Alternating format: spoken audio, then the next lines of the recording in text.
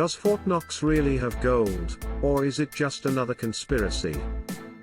What if the nearly 150 million ounces of gold that the government says is stored in Fort Knox isn't actually there?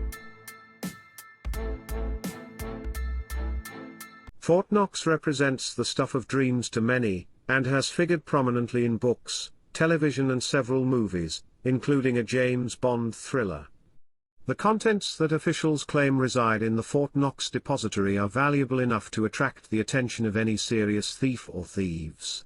According to the U.S. Mint, there are currently 147.3 million ounces of gold in Fort Knox, Kentucky, at a current price of about $1,776 per ounce. This is worth $261.6 billion.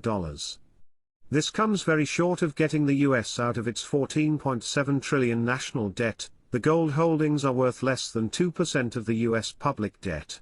The 147.3 million ounces of gold that the government says are stored in Fort Knox represent more than 3% of all the gold ever mined or used. The gold bars are carried on the books at a value of $42.22 an ounce, although they would garner much more than that on the market. While the official story is that the gold has been in Fort Knox's massive vault for decades, many wonder if this is really the case. There has been no audit of the actual gold contents at Fort Knox since 1953, when Dwight D. Eisenhower was president. During this audit, only 5% of the gold was tested, and no independent experts were used. The evidence is suspiciously lacking.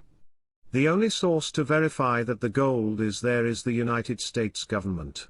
According to reports, former International Monetary Fund, IMF, Chief Dominique Strauss-Kahn was charged and jailed in the US for sex crimes on May 14, after his discovery that all of the gold held in the United States Bullion Depository located at Fort Knox was missing, and/or unaccounted for. Aside from the lack of any independent verification of the contents of Fort Knox, the US government has recently acted in ways that fuel a growing suspicion among many Americans about Uncle Sam's trustworthiness. Is the government able and willing to deceive the public?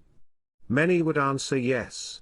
From the recent NSA spying revelation to questions about the Bilderberg Group, a New World Order organization, people are increasingly skeptical about placing blind trust in anything the government says.